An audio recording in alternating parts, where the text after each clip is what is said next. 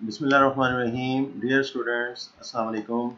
Today we are going to discuss standard costing.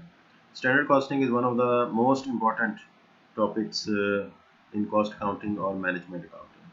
Standard costing is also known as standard costing and variance analysis. Sometimes it is just called variance analysis, or it is called standard costing and variance analysis, because there are some standards set and standards are compared with the actual performance. So here comes the variance or difference from the standard what we had set. So in this way some variance calculations are being made, so that's why it's called standard costing and variance analysis. And standard costing is a part of budgeting process. Remember, standard costing is a part of budgeting. तो budgeting जो overall एक process है, standard costing and variance analysis उसका एक part भी है. और लगते हाथ इसमें साथ ये भी चीज़ आप देखते जाएं जो कि इसमें टॉपिक सेट किया गया है, परफॉर्मेंस मेजरमेंट. तो इसके साथ स्टैंडर्ड कॉस्टिंग एक परफॉर्मेंस मेजरमेंट का टूल भी है. तो एक तरीके से इसके अंदर बहुत सारी चीज़ें कवर होती हैं.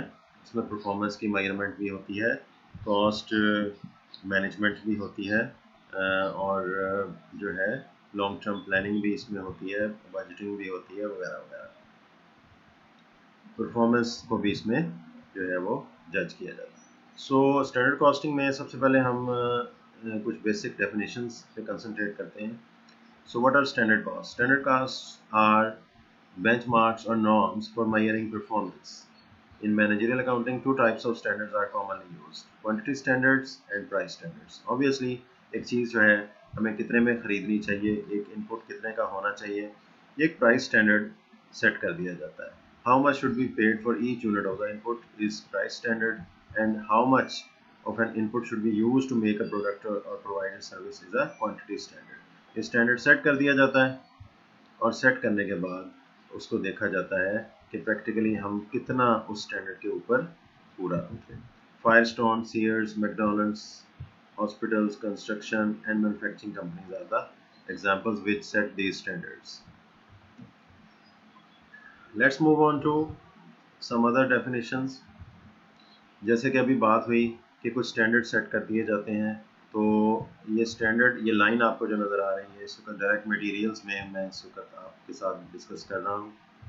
तो इस लाइन से अगर अमाउंट ऊपर एक्सीड करती है तो दैट इज़ वेरिएंस, डिफरेंस. और ये एक एक्सेप्शनल केस है, तो इस वजह से इसको मैनेजमेंट बाय एक्सेप्शन भी कहा जा सकता है. सो डेविएशंस फ्रॉम स्टैंडर्ड्स जो कि अहम होती हैं, सिग्निफिकेंट ख्याल की जाती हैं, deemed significant are brought to the attention of management, a practice known as management by exception. So ये हमारा एक परफॉर्मेंस मेजरमेंट एंड कंट्रोल का एक साइकिल है, एक मॉडल है. तो इसमें इसको हम इधर फॉलो करेंगे. So we will start the standard cost performance report from the analyzing variances. हमारे पास जो है कुछ स्टैंडर्ड सेट होंगे, उन स्टैंडर्ड्स को हम एक्चुअल परफॉर्मेंस से कंपेयर करेंगे. तो इस तरीके से हम परफॉर्मेंस को मेजर करेंगे और एनालाइज द वेरिएंसेस. वेरिएंस को जब हम एनालाइज करेंगे, फॉर एग्जांपल हमने जैसे कि अभी हम डिटेल में जाना है, फिलहाल डिटेल में जाने से पहले एक मैं एग्जांपल आपके साथ शेयर कर लेता हूँ कि मसलन परचेज प्राइस वेरिएंस आ गया कि price should be that much, और हमने एक्चुअली उससे ज़्यादा पे परचेज कर लिया. तो उस वेरिएंस को एनालाइज किया जाएगा कि वो कितना ज़्यादा पे हमने परचेज कर लिया. Like $5 per unit should have been the purchase price and we purchased it in $5.50 per unit. तो उसको आइडेंटिफाई किया जाएगा कि ये प्राइस में इंक्रीज क्यों हुआ. इसमें से क्या क्वेश्चंस पैदा होंगे कि ये क्यों इस हायर प्राइस क्यों हुई.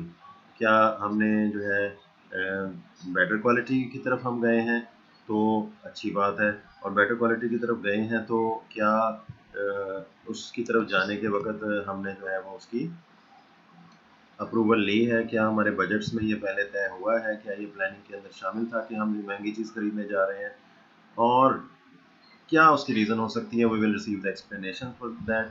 और अगर तो वो नॉर्मल बात है, वाकई प्राइसेस जो है सप्लायर ने इंक्रीज कर दिया और वो हमारे कंट्रोल से बाहर है वो चीज़, देन कोई मसला नहीं, no problem. And if there is some issue then we will take some corrective actions. तो अगर कोई उसमें ये तो मतलब प्राइस इंक्रीज हो जाना तो कोई बुरी बात नहीं है, लेकिन अगर उसमें कोई इशू सामने आता है, कोई नेग्लिजेंस सामने आती है, कोई जो है उसके अंदर कोई प्रॉब्लम आती है एम्प्लॉइज़ की जानिब से कि उन्होंने कोई उसमें जो है मिस रिप्रेजेंटेशन की है, फ्रॉड किया है, तो उस पर करेक्टिव एक्शंस बहुत ज़रूरी हो जाते हैं।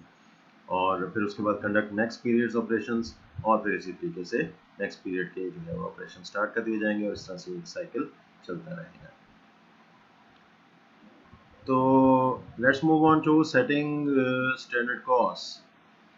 तो डायरेक्ट मटेरियल्स कितना यूज़ होना चाहिए, कितनी प्राइस होनी चाहिए, लेबर के क्या स्टैंडर्ड्स होने चाहिए, लेबर एक यूनिट को बनाने पे कितने यूनिट्स यूज़ होने चाहिए।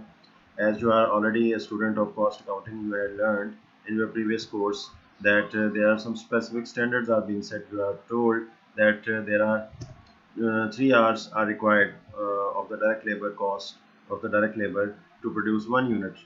इस तरह की बहुत सारी एग्जांपल्स आप देख चुके हैं। मटेरियल्स इतना होना चाहिए। जो लोग ये कोर्स पहले पढ़ चुके हैं इस तरह की चीज़ें, वो उससे अच्छे तरीके से वाकिफ़ हैं।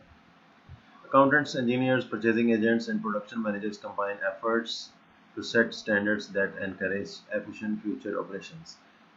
इसमें आप देखें कि अकाउंटेंट्स और इंजीनियर्स को इकट्ठे बैठना बहुत ज़रूरी है। कॉस्ट अकाउंटेंट और इंजीनियर को, क्योंकि कॉस्ट अकाउंटेंट ने अगर कॉस्टिंग करनी है तो इंजीनियर ने उसको ये बताना है। एक इंटरेस्टिंग फैक्ट आपको बताता चलूँ कि मैंने एक मरतबा कहीं पढ़ा था, ऑब्वियसली शायद किसी टेक्स्ट बुक में या किसी आर्टिकल में, कि जर्मनी में जो इंजीनियर्स हैं उन्हें कॉस्ट अकाउंटिंग के कोर्स भी पढ़ाए जाते हैं। So engineer is accountant at the same time, he is engineer and accountant at the same time. So that would be great thing to do.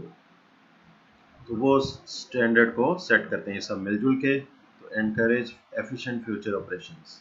क्योंकि जब वो मिलजुल के एक स्टैंडर्ड को सेट करेंगे तो फिर वो आपस में एक दूसरे के साथ इख्तलाफ भी नहीं होगा, कोऑर्डिनेशन भी बेहतर होगी, और वो सब मिलके मोटिवेशन के साथ अपने ऑब्जेक्टिव्स को अचीव करने की कोशिश करें। सेटिंग स्टैंडर्ड कॉस्ट का क्या तरीकाकार होते हैं, तो इसके अंदर आ जाती है बात आइडियल स्टैंडर्ड्स की बात आ जाती है। That require employees to work at 100% peak efficiency. इसमें ये देखा जाएगा कि आइडियल कैपेसिटी, आइडियल स्टैंडर्ड ये होता है कि एक एम्प्लॉई फ़र्ज़ करें अपनी पूरी एफिशिएंसी के साथ अगर 10 मिनट, 20 मिनट, आधा घंटा काम करता है, तो हम अज्यूम करें कि क्या पूरा दिन वो इसी एफिशिएंसी के साथ काम करेगा? नो, ये मुश्किल है। इसको आइडियल स्टैंडर्ड कहते हैं। या इसके बाद आई रिकमेंड यूजिंग, दूसरे जो हैं उन्होंने अपना एक मशवरा दिया। इंजीनियर ने कहा कि क्या हमें आइडियल स्टैंडर्ड यूज़ करना चाहिए। उसके बाद फिर I recommend using practical standards that are currently attainable with reasonable and efficient effort. तो मैनेजमेंट अकाउंटेंट ने ये मशवरा दिया कि मैं रिकमेंड करता हूँ कि आप प्रैक्टिकल स्टैंडर्ड्स को लेके चलें, कि जो इंसान मुसलसल तो 100% एफिशिएंसी के साथ काम नहीं कर सकता, और जो हकीकत भी है, प्रैक्टिकल भी है, अटेनेबल भी है, तो आप उस स्टैंडर्ड को लेके चलें जो कि हकीकत के नज़दीक हो। तो ये जो है स्टैंडर्ड सेटिंग के बारे में थोड़ा सा इंट्रोडक्शन हो गया। अब हम इंशाल्लाह जो है नेक्स्ट लेक्चर में इंशाल्लाह डिस्कस करेंगे कि there are 3 manufacturing cost elements. पे हर लेक्चर में तकरीबन ये चीज़ रिवाइज की जाती है कि there are 3 manufacturing cost elements, direct materials, direct labour and manufacturing overheads. तो मैन्युफैक्चरिंग कॉस्ट के एलिमेंट्स यही हैं, तो फिर वेरिएंस भी इन्हीं चीज़ों में से ही डिस्कस किया जाएगा। कॉस्ट ऑफ गुड्स मैन्युफैक्चर्ड भी इन्हीं से बनती है, कॉस्ट ऑफ गुड्स सोल्ड भी इन्हीं से बनती है, तो वेरिएंस एनालिसिस भी इन्हीं का होगा, स्टैंडर्ड कॉस्टिंग भी इन्हीं पे बेस करेगी। तो प्राइस स्टैंडर्ड्स हुआ करेंगे और क्वांटिटी स्टैंडर्ड होंगे। यही एक जनरल मॉडल मटेरियल्स के लिए, लेबर के लिए और ओवरहेड्स के लिए भी यूज़ होगा।